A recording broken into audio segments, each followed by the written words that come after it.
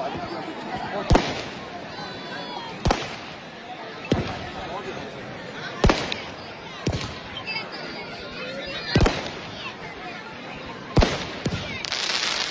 মুহূর্তে আপনাদের অভিবাদন করিয়ে দিয়েছেন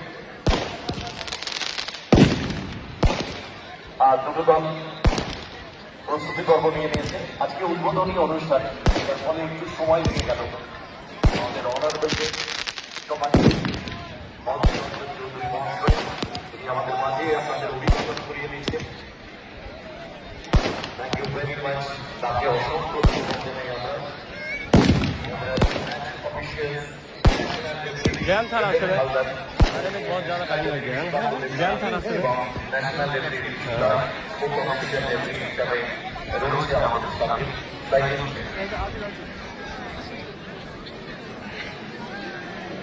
হ্যাঁ, রেফারিদের সাথে প্লেয়াররা মাঠে প্রবেশ করবেন। যারা এই আতঙ্কবাদীতে অগ্নিসংযোগ করবেন, রেডি থাকুন আপনারা, রেডি থাকুন। মাঠে ঢুকে যাবে দুটো দল। চলুন একটু হাততালি হোক সবাই মিলে। দুটো দল মাঠে প্রবেশ করছে আজকে গ্র্যান্ড ওপেনিং এ। দুই দল একদম ন্যাশনাল ইন্টারন্যাশনাল যেরকম আতশবাজির মধ্যে দিয়ে দুটো দলকে আমরা মাঠে রাখি, সেরকম ভাবে মাঠে প্রবেশ করছে দুটি দল। Thank you very much. Hooghly SC একাদশ যারা অরেঞ্জ এবং ব্ল্যাক জার্সিতে, অপরদিকে ব্লু হোয়াইট জার্সিতে রয়েছে, নীল সাদা জার্সিতে রয়েছে বাচ্চা কলকাতা দল।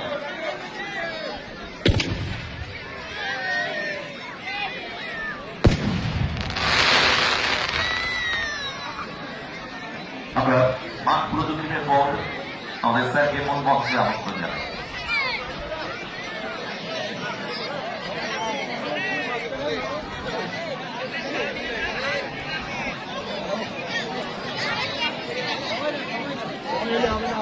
খেলা আরম্ভ হবে, সবাই ডিস্টার্ব করবে।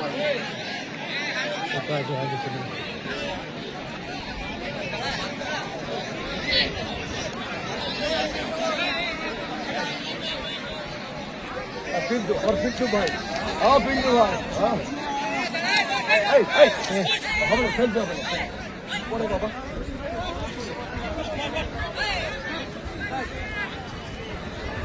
सबाई ना MM জুয়েলার্সের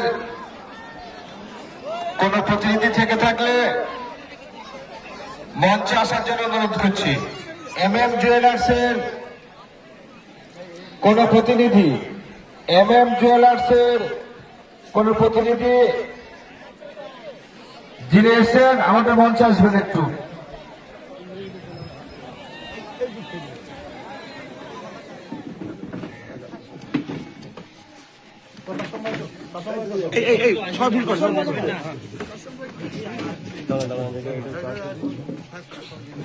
সবাই ঢুকলে আমরা সাংবাদিকরা ঢুকুক আর কথা বলি।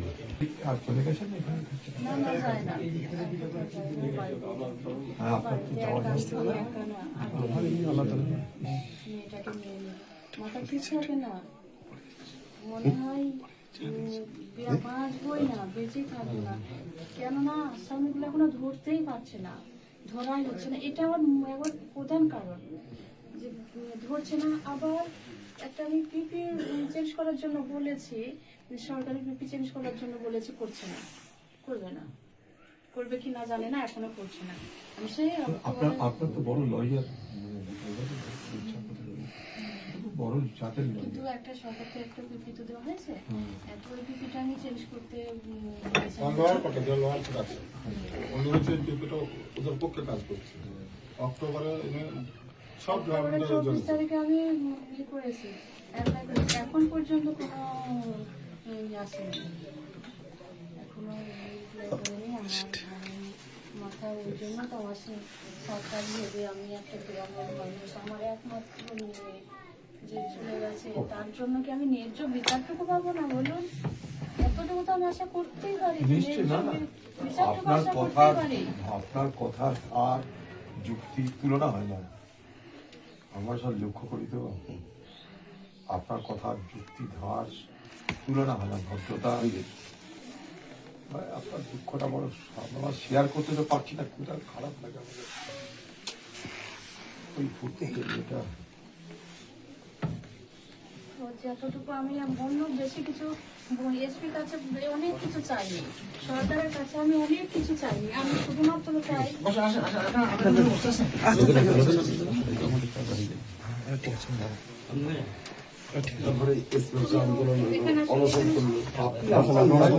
একটা মেয়ের জন্য কি লড়াই করতে পারে একটা মা, সেটা তো আপনি দেখিয়েছেন বাবু। একটা আদর্শ মা হিসাবে আপনি আপনার প্রমাণ দিয়েছেন। ওরা ভাবছে যে আজ এই করে নাই করে হয়তো পিছিয়ে যাবে, কিন্তু আমি তো পিছাবো না। আমি তামান্নার বিচার আদায় করেই চাইবো। হবেই। আমার তামান্নাকে আমার কোলে থেকে কেড়ে নিয়েছে।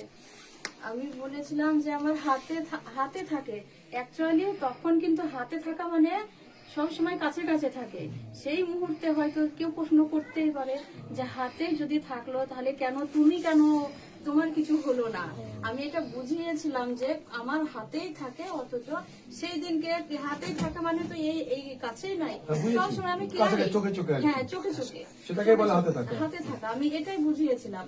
হয়তো মানুষ মনে করতেই পারে, আমাকে উল্টা প্রশ্ন করতে পারে যে হাতেই ছিল তাহলে কেন আপনার কিছু হলো না, আপনার কেন লাগে ফালতু যুক্তি। এই যুক্তি কাজে আসে না। আমি এটাই বুঝিয়েছি যে আমার চোখে থাকে, চোখের বাইরে কোনো সময় যায় না। এটাই আমি বোঝাতে চেয়েছি। আপনার যে মানে এই লড়াই, মানে এই সংগ্রাম, লড়াই, আন্দোলন যাই বলুন, এই বৃথা যেতে পারে না। না, আপনাদেরকে থাকতে হবে। আমার অনমনীয় মনোভাব ভাবা যায় না। আপনারা সবাই থাকবেন পাশে। অবশ্যই আছি, 100-200 আছি। আপনার জন্য দুঃখ হয়, কষ্ট হয়, ভাবনা হয় বলে দেখুন, আমি খোঁজ নিই কাসিমের কাছে কেমন আছেন আপনারা। আজকে কাছাকাছি এসেছিলাম একটা খেলাতে, তাহলে আজকে একটু আপনার সাথে দেখা করে যাই, মনে চাইলে আপনার সাথে দেখা করুন। আচ্ছা, আপনি একটু এটা দেখুন তো যে টিভিটা কেন চেঞ্জ। আচ্ছা, আমি খোঁজ নিচ্ছি। খোঁজ নিয়ে বিকাশদার আছে তো আপনাদের এখন?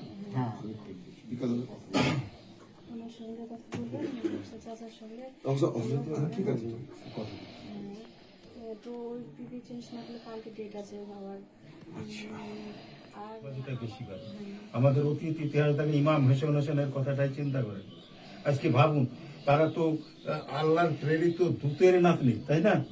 তার উপরেও দেখা গেল তাদের যে অত্যাচার, বর্বরিত অমানুষদের যে অত্যাচার, তাদেরকে অকালে দোল ঘোড়াটা খালি ফিরে আসলো। তাদের কি হলো? ছোট্ট শিশুটা, তাই না? তাহলে এই ইতিহাস তো নিশ্চয়ই আমরা সকলেই কিছু অভিভূত আছি।